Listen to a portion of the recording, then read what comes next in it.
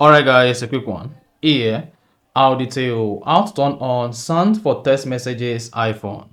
So if at the end of this you found this offer informative, please don't forget to like and then subscribe. Now, the first thing you want to do to turn on sound for text messages on your iPhone is go ahead and open the settings app.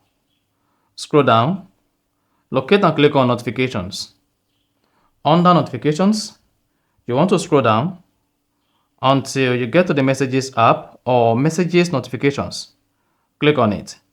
Now, under messages, turn on all notifications here. You first want to turn on allow notifications, turn on critical alert, turn on time sensitive notifications, and here you may want to turn on badges to show the number of messages you have on your messages box, and after that you are good. So that's exactly how to turn on sound for text messages on an iPhone. If you found this offer informative, please don't forget to like and then subscribe.